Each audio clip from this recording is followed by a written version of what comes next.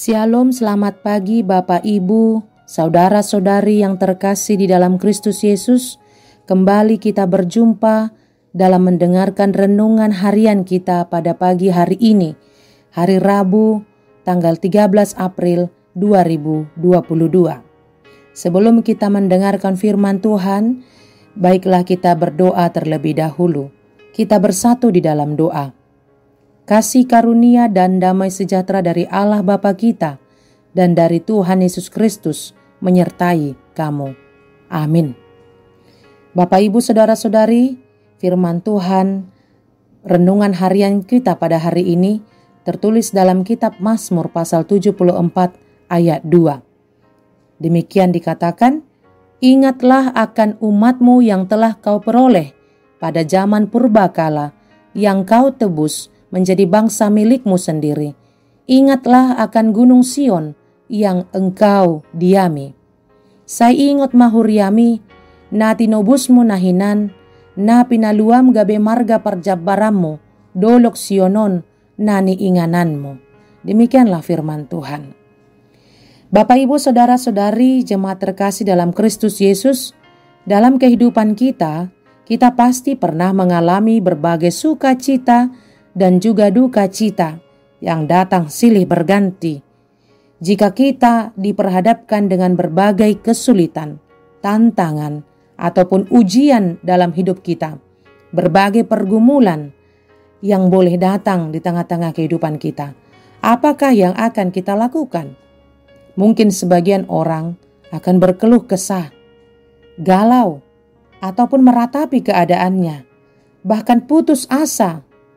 Tidak banyak orang yang tetap optimis dan tetap semangat sekalipun mengalami kesulitan ataupun ujian. Pemazmur dalam nats ini menggambarkan bagaimana keadaan bangsa Israel yang sedang bergumul dan meratapi keadaannya, di mana bait suci Allah yang mereka lihat itu telah rusak oleh karena murka Allah atas dosa bangsa itu.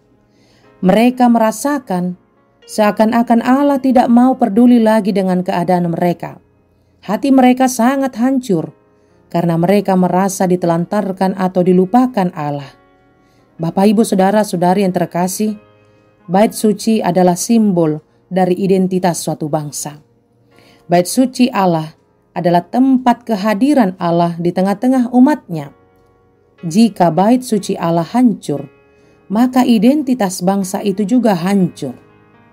Kita mau melihat Allah murka kepada umatnya karena umatnya tidak setia lagi kepada Allah dan tidak melakukan kebaikan, malah melakukan berbagai kejahatan. Bahkan umatnya tidak mengindahkan perintah Allah.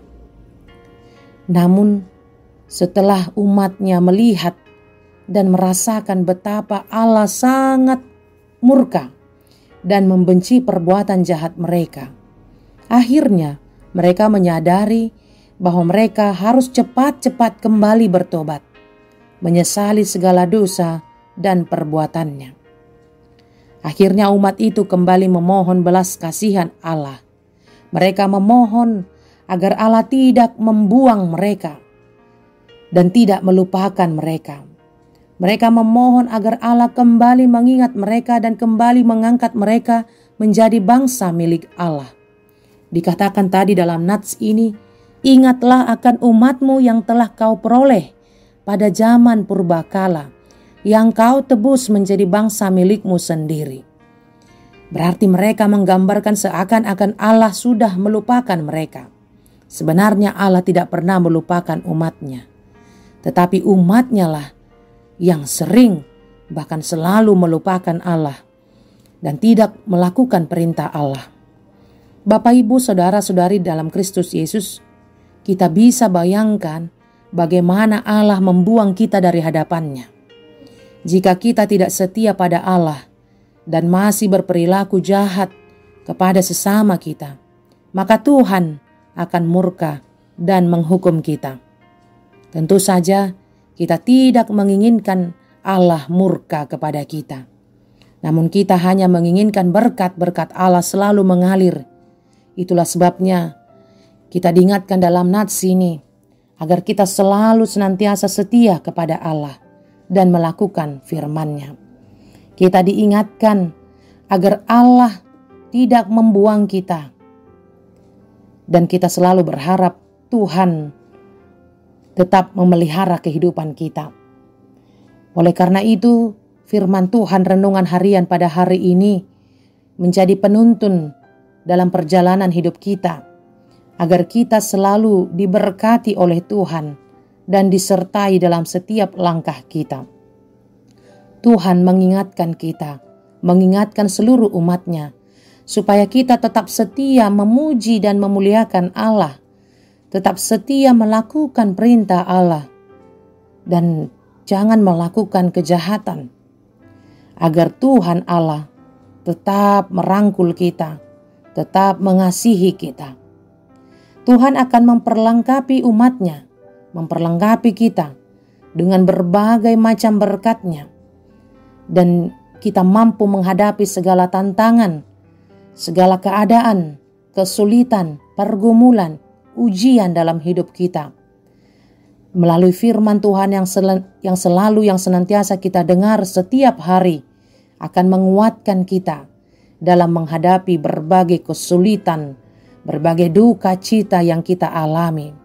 Bapak Ibu jemaat terkasih, saudara-saudari di dalam Kristus Yesus, marilah kita tetap setia memuji, memuliakan Tuhan, dan kita selalu melakukan firman Tuhan, karena kita telah ditebus-Nya dan kita diangkat kembali menjadi milik-Nya. Kita menjadi umat kerajaan Allah, pewaris kehidupan yang kekal. Dia akan memelihara kita dalam pengasihan-Nya. Oleh karena itu, marilah kita tetap mengingat segala kebaikan Tuhan dalam kehidupan kita selama-lamanya. Serahkanlah segala kehidupan kita kepada Tuhan, dan biarlah Tuhan senantiasa menjaga dan memelihara setiap kehidupan kita. Tuhan Yesus memberkati. Amin. Marilah kita berdoa. Bapa yang maha baik, terima kasih atas berkat penyertaan Tuhan atas kami, dimanapun kami berada. Kami telah mendengarkan firman-Mu, dan kami diingatkan oleh firman-Mu, agar kami tetap setia, tetap melakukan firman Tuhan, agar Tuhan tetap memberkati kami. Ingatkanlah kami ya Tuhan, agar kami tidak melakukan pelanggaran dan kami tidak melakukan kejahatan, karena itu akan menimbulkan murka Tuhan atas kami. Peliharalah kehidupan kami ya Tuhan Allah, dan setiap kehidupan kami biarlah Tuhan saja yang mengatur, karena Tuhan yang senantiasa mengalirkan berkat-berkat yang luar biasa bagi kami. Terpujilah Engkau ya Allah. Biarlah Engkau juga senantiasa menjagai kami dan menuntun kami dalam setiap aktivitas kami, terlebih aktivitas kami dalam satu hari ini. Tolong Tuhan, mampukan kami untuk melakukan yang sesuai dengan firman-Mu. Ampunkan kami Tuhan atas segala dosa kami, agar kami pun layak memohon berkat-Mu. Dalam nama Tuhan Yesus Kristus, kami berdoa dan mengucap syukur.